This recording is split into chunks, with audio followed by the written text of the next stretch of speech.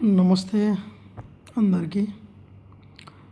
తెలంగాణ ప్రభుత్వము, కాంగ్రెస్ ప్రభుత్వము మొన్న రాజీవ్ యువ వికాసం పథకం కింద యువకులకు 2-3 లక్షల వరకు ఆర్థిక సహాయం అందజేయడానికి ఒక పథకాన్ని ప్రవేశపెట్టింది. ఓకే. చాలామంది దరఖాస్తులు చేసుకున్నారు రాష్ట్రం అంతటా. కానీ ఇప్పుడు వాళ్ళ యొక్క ఎంపికలో ప్రభుత్వం విధించినటువంటి ఒక కండిషన్, సిబిల్ స్కోర్ లేని వాళ్లకు అందులో నుంచి మినహాయింపు ఉంటుంది. వాళ్ళను ఎట్టి పరిస్థితుల లోపల సెలెక్ట్ చేయలేము, సిబిల్ స్కోర్ తప్పనిసరి అనే ఒక కండిషన్ను ముందరికి తీసుకొచ్చినారు. సో ఇందులో భాగంగా ఇప్పుడు బీఆర్ఎస్ పార్టీ వాళ్ళు ఏమంటారంటే, ప్రతిపక్షంలో ఉన్నారు కాబట్టి ఏ చిన్న ఏది దొరికినా కానీ దాన్ని హైలైట్ చేద్దామని చూస్తారు. అపోజిషన్ పార్టీలు ఎక్కడైనా అట్లనే ఉంటాయి. ఓకే. ఈవెన్ ఒకవేళ వాళ్ళు రూలింగ్లో ఉండి వీళ్ళు అపోజిషన్లో ఉన్నా కానీ సేమ్ ఇదే చేస్తారు, అందులో నో డిఫరెన్స్. కాకపోతే సిబిల్ స్కోర్ అన్నది అది ముంగట తేవడం సమంజసమే. ఎందుకంటే నేను బాగా ఆలోచించిన దాని మీదకించి అది కరెక్టే. చాలామంది పర్సనల్ లోన్స్ ఇంకా ఇతర ఏదైనా లోన్లు తీసుకుంటారు బ్యాంకుల నుంచి. ఓకే. కొంతమంది ఏం చేస్తారంటే అవి కట్టరు, టైంకు కట్టరు, లోన్స్ కట్టరు. ఫస్ట్ లోన్ తీసేసుకుంటారు. ఓకే. ఒక 5-6 మంత్ కట్టేస్తారు. 5-6 మంత్ లేకుంటే అందరు కాదు, కొంతమంది రెగ్యులర్గా కట్టేటోళ్ళు ఉన్నారు, వాళ్ళకి ఎలాంటి ప్రాబ్లం ఉండదు. ఓకే. సో ఇట్లా కట్టక ఎవరైతే ఆ లోన్లు మధ్యలోనే బైకట్ చేసి ఎగవేతకు గురి చేస్తారో అలాంటి వాళ్లకు సిబిల్ స్కోర్ ఖచ్చితంగా పడిపోతుంది. సిబిల్ స్కోర్ ఎందుకు పడిపోతుంది? ఫస్ట్ సిబిల్ స్కోర్ పడిపోవడానికి 2-3 కారణాలు ఉన్నాయి. మనం ఎక్కువగా యూజ్ చేసే క్రెడిట్ లిమిట్ కంటే ఎక్కువ యూజ్ చేసినప్పుడు, ఒకటి మనం తీసుకున్న లోన్లు ఆన్ టైంలో every month on time repayment చేయకపోతే, ఇంకా కొన్ని నెలలు ఆగి మళ్ళీ పేమెంట్ స్టార్ట్ చేస్తే, సో ఇట్లా పలు రకాలుగా సిబిల్ స్కోర్ ఎఫెక్ట్ పడుతుంది, ఆటోమేటిక్గా తగ్గిపోద్ది. ఆన్ టైం పేమెంట్ చేసేటోళ్ళకు, ఎవ్రీ మంత్ లోన్ రీపేమెంట్ చేసేటోళ్ళకు, ఇతర లోన్లు కూడా కట్టే వాళ్ళకు ఎవరికి కూడా సిబిల్ స్కోర్ తగ్గిపోదు. సో అలాంటి వారికి ఏమాత్రం ఎఫెక్ట్ పడదు సిబిల్ మీద. ఓకే. సో వీళ్ళు సిబిల్ స్కోర్ ముంగడికి తీసుకొచ్చారంటే అర్థమైంది, మనం గవర్నమెంట్ నుంచి ఏదైనా పథకం తీసుకున్నప్పుడు, ఒక లోన్ రూపంలో తీసుకున్నప్పుడు మళ్ళీ తిరిగి చెల్లించే బాధ్యత కూడా మన దగ్గర ఉంటుంది కదా. మరి మనం లోన్ మాత్రమే తీసుకుంటాము, కట్టము అంటే గవర్నమెంట్లు మనమే ఒక సైడ్ నుంచి చేస్తాం. ఈ గవర్నమెంట్ ఇన్ని లక్షల కోట్ల అప్పులు చేస్తుంది, ఇన్ని పథకాలు పంచిపెడుతుంది, ఇన్ని ఫ్రీబీస్ ఇస్తుంది అని మళ్ళీ మనమే అంటాం కదా. సో మరి గవర్నమెంట్లు కూడా అట్లా ఎందుకు ఎత్తున్నాయి? ఓకే, వాళ్ళ యాంగిల్లో పాలిటిక్స్ ఉండొచ్చు, మేబీ అవన్నీ ఉన్నా కూడా మనకి ఎంతో కొంత ఆర్థికంగా ఆ లోన్ రూపంలో ఇచ్చి మనల్ని కొంచెం అప్లిఫ్ట్ చేయాలని చెప్పేసి కదా ఈ లోన్లు అయినా, ఎన్ని రకాల స్కీమ్స్ అయినా, ఇతర ఫ్రీ స్కీమ్స్ అయినా. ఎగ్జాంపుల్, కేసీఆర్ ప్రభుత్వంలో దళిత బంధు పెట్టారు. అంతకుముందే చింతమడగల ఆయన సొంత గ్రామం అని ఒక్కో ఇంటికి 25 లక్షలు కేసీఆర్ గారు ఇచ్చారు. చింతమడగల ఒక్కొక్క కుటుంబానికి 25 లక్షలు ఒక్కో కుటుంబానికి ఇస్తా, మీరు ఏం చేసుకుంటారా చేసుకొని, స్టార్టప్ చేసుకుంటారా, బిజినెస్ చేసుకుంటారా, ట్రాక్టర్ కొనుక్కుంటారా, ఇంకేం ఏం చేయాలనుకుంటున్నారో అది చేసుకోండి, 25 lakhs మొత్తం ఖర్చు పెట్టుకోండి అని ఫ్రీగా ఇచ్చేసారు. ఒక ఆయన సీఎం కాబట్టి ఆయన సొంత ఊరిలో అందరికీ ఇచ్చేసుకున్నాడు. దాని తర్వాత దళిత బంధు తీసుకొచ్చిండు, మంచి పథకమే. దళిత బంధు కొంతమంది యువకులు ఉన్నారు, జాబ్ లేకుండా ఉన్నారు, పెళ్లి కాని వాళ్ళు ఉన్నారు, జీవితంలో ఎదగాలి, సొంతంగా నా కాళ్ళ మీద నేను నిలబడాలి అనుకునే వాళ్ళు ఉన్నారు.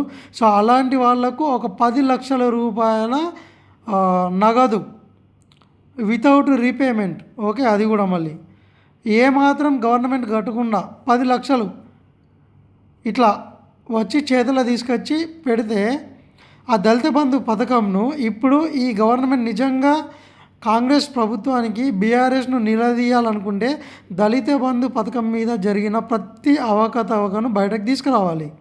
ఎంతమందికి 10 లక్షలు ఇచ్చిర్రు, వాళ్ళు ఏం చేస్తున్నారు, ఆ 10 లక్షలు ఇప్పుడు ఎక్కడ ఉన్నాయి, ఏ రూపంలో ఉన్నాయి, వాళ్ళు బిజినెస్ స్టార్ట్ చేసిన బిజినెస్ రన్అప్లో ఉందా, లేకుంటే క్లోజ్ చేసిరా, ఎందుకు క్లోజ్ చేసిరు, ఆ డబ్బులు ఎలా మిస్యూజ్ అయినాయి, ఇలాంటిది కాంగ్రెస్ గవర్నమెంట్ దాన్ని ఆ స్కామ్ను బయటకు తీసుకురావాలి, ఖచ్చితంగా తీసుకురావాలి. అదే కాదు, అలాంటి చాలా స్కీమ్స్ ఉన్నాయి. ఓకే, మరి ఇప్పుడు వీళ్ళు రాజీవ్ యువ వికాసం మీద యువకులకు 2 నుంచి 3 లక్షలు ఇస్తామని చెప్పారు. ఎంతమందికి ఇస్తారు తెలియదు, లక్షల లోపల అప్లికేషన్లు పెట్టుకున్నారు.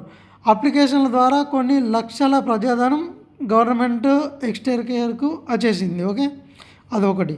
అందులోకించి తిరిగి ఇచ్చేస్తారు. ఇప్పుడు ఈ గవర్నమెంట్ ఆల్రెడీ ఏం చెప్తుంది, ముఖ్యమంత్రి గారు డబ్బులు లేవు, మేము పోయినా కానీ మమ్మల్ని యూత్ లేరు, చెప్పులు దొంగ అనుకుంటారు అని ముఖ్యమంత్రి గారు చెప్తారు. మరి ఇప్పుడు ఈ అదనంగా డబ్బులు ఎక్కడి నుంచి ఇస్తారు, మళ్ళీ ఇంకొక రూపంలో ప్రజల దగ్గర నుంచి వసూలు చేసాడు కదా. ఈ అప్లికేషన్లు కూడా అందులో ఒక భాగమే. ఓకే, 1,00,000 మంది అప్లికేషన్లు పెట్టుకుంటే అందులో 10 మందికి లోన్లు ఇస్తారు. 1,00,000 మంది ద్వారా అప్లికేషన్ల రూపంలో వచ్చిన డబ్బులను 10 మందికి ఇచ్చేస్తారు. ఆ 1,00,000 మంది ద్వారా 10 మందికి లబ్ధి వస్తుంది. ఓకే, కాకపోతే ఇది రీపేమెంట్ ఉందనుకుంటా నాకు తెలిసి. Okay, by instalment wise. Okay, ఈఎంఐలో అయినా కానీ ఇప్పుడు మెయిన్ పాయింట్ వచ్చేసి సిబిల్ స్కోర్ పెట్టడం సమంజసమే. ఎందుకు సమంజసం అంటే ఇప్పుడు ఎవరికి సిబిల్ స్కోరు ఇది ఒక నిబంధన పెట్టలేరు అనుకో, ఇప్పుడు వీళ్ళు కూడా ఏం చేస్తారు, 2-3 లక్షలు తీసేసుకుంటారు, 2-3 నెలలు కట్టేస్తారు, తర్వాత వీళ్ళు కూడా మానేస్తారు. సో డబ్బులన్నీ ఎలా, మళ్ళీ ఇది గవర్నమెంట్కు అది అదనంగా ఒక భారం కదా. గవర్నమెంట్ అంటే ఎక్కడి నుంచి తీసుకొస్తుంది, వాళ్ళు కూడా అప్పులే కదా. గవర్నమెంట్ కూడా ఇప్పుడు ఈ డబ్బుల్ని మళ్ళీ కట్టాలి కదా. ఒకవేళ కట్టకుండా ఇతర రూపంగా ఇన్ఫ్రాస్ట్రక్చర్ కానీ, మనకు రోడ్లు కానీ, ఇవన్నీ వాటికి నిధులు సమకూర్చాలన్నా ఇవి రీపేమెంట్ జరుగుతూనే కదా. ఆల్రెడీ దళిత బంధులో జరిగింది ఇదే. కాబట్టి సిబిల్ స్కోరు సమంజసమే. కాంగ్రెస్ పార్టీ కాదు ఈ నిబంధన, ఇప్పుడు బీఆర్ఎస్ పెట్టేది, బీజేపీ ఇప్పుడు అన్ని ప్రభుత్వాలు ఇట్లానే చేస్తాయి. ఏ ప్రభుత్వం అన్నా కానీ ఒక స్కీమ్ పెడుతుంది, దానికి ఇప్పుడు టర్మ్స్ అండ్ కండిషన్స్ పెట్టకుంటే ఎట్లా అమలు చేస్తారు. ఇప్పుడు ఆ దళిత బంధు పెట్టిరు, వితౌట్ టర్మ్స్ అండ్ కండిషన్స్ పెట్టేసారు. ఓకే, 10 లక్షలు ఇచ్చేసి చాలామందికి, ఆ 10 లక్షలు తీసుకున్న వాళ్ళు ఎంతమందికి ఉపాధి ఇచ్చారు, అట్లీస్ట్ ఉపాధి ఇవ్వకపోయినా వాళ్ళు ఇచ్చి వాళ్ళు దాని మీద ఉన్నారా, ఎదుగుతున్నారా, స్టేట్ వైజ్గా ఆ లెక్కలు తీయండి. ఎంతమంది దళిత బంధు ద్వారా 10 లక్షలు తీసుకున్న వాళ్ళు అదే ఒక బిజినెస్ స్టార్టప్ పెట్టుకొని ఇప్పటికీ స్టిల్ అందులో కంటిన్యూగా ఉన్నారు. 90% ఆఫ్ పీపుల్ ఆ దళిత బంధు తీసుకున్న వాళ్ళందరూ ఎప్పుడో మూసేసారు. ఆ డబ్బులను వాళ్ళ స్వార్జితానికి యూజ్ చేసుకున్నారు, పక్కకి వెళ్ళిపోయారు వాళ్ళు. మళ్ళీ ఇప్పుడు అంటారు గవర్నమెంట్ మాకు ఏం ఉపాధి ఇచ్చింది, ఏం ఉద్యోగాలు ఇచ్చినాయి. సో అందరూ ఇప్పుడు వీళ్ళు కూడా అట్లని చేస్తారు కదా రేపు పొద్దున. అంటే ఇది కంటిన్యూస్ ప్రాసెస్. ఏ గవర్నమెంట్ వచ్చినా ప్రతి 5 సంవత్సరాలకు వచ్చారు. ఓకే, మా గవర్నమెంట్ వచ్చింది, మేము వాళ్ళ కార్యకర్తలు కాబట్టి మాకు లబ్ధి ఇవ్వాలా, మళ్ళీ మేము ఇవన్నీ ఎగబెట్టాలా. మళ్ళీ నెక్స్ట్ గవర్నమెంట్ అయితే మళ్ళీ పార్టీ చేంజ్ కావాలా, అందులో కొంచెం ఏం తీసుకోవాలా, మళ్ళీ ఎగబెట్టాలా. ఇంతేనా ఇక. సో ఇలా అయితే కుదరదు కదా. 100కు 100% సిబిల్ స్కోర్ సమంజసమే. చాలామంది ఇప్పుడు గోడల మీద పేర్లు ఎక్కినాయి అని గగ్గులు పెడుతున్నారు. ఎందుకు పెడుతున్నారు, మీరు సిబిల్ స్కోరు మీరు లోన్ తీసుకున్నారు, డబ్బులు కడదామని తీసుకున్నారా, ఎగబెడదామని తీసుకున్నారా, గవర్నమెంట్ నుంచి బ్యాంకుల నుంచి. ఎగబెడదామని తీసుకుంటే మీరు నేరస్తులే కదా, నేరం చేసినట్టు కదా, మరి దానికి శిక్ష పడాలి కదా. అట్లా అంటే ఇప్పుడు బీఆర్ఎస్ వాళ్ళు కూడా దీన్నే ప్రోత్సహిస్తారు, డబ్బులు తీసుకోండి కానీ రీపేమెంట్ చేయదు అంటే వీళ్ళు కూడా దీన్నే ఎంకరేజ్ చేస్తున్నారు. సో ఇది తప్పు, 100% తప్పు. కాంగ్రెస్ గవర్నమెంట్ ఏదైతే చేస్తుందో, అఫ్కోర్స్ రాజీవ్ యువ వికాసం స్కీమ్లో రూల్స్లో ఏమన్నా మిస్టేక్స్ ఉండొచ్చు, బట్ ఖచ్చితంగా ఎవడైనా సరే గవర్నమెంట్ నుంచి ఏదో రూపకంగా లోన్ తీసుకుంటే తిరిగి కట్టాల్సిన బాధ్యత మనది. మనం కట్టలేమనుకో ప్రతి ఒక్కడు మాఫీ అడుగుతాడు, ప్రతి ఒక్కడు ఏ సెక్టర్ అయినా కానీ ఎవడైనా మాఫీ అడుగుతాడు నెక్స్ట్ గవర్నమెంట్ కోసం.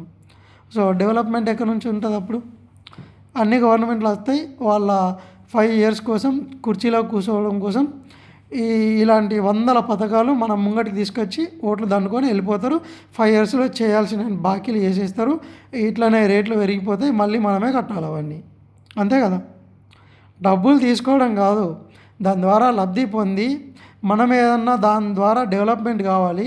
ఓకే, రీపేమెంట్ కూడా చేయాలి ఆన్ టైంలో గవర్నమెంట్కు.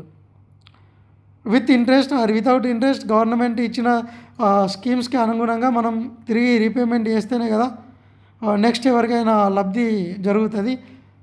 ఎంతసేపు మనమే తీసుకుందాం మన వరకే అంటే నెక్స్ట్ జనరేషన్ వాళ్ళు ఏం చేస్తారు ఇంకా. సో ఇది ఒక అలవాటు అయిపోతుంది ఇక ప్రతి ఒక్కరికి. నేను నా తర్వాత ఇంకొకటి ఇట్లా ప్రతి ఒక్కరికి ఇదే అలవాటు అయిపోద్ది. సో ఇది రాంగ్. ఖచ్చితంగా సిబిల్ స్కోర్ ఉండాలి, అలాంటి నిబంధనలు ఉండాలి ఖచ్చితంగా.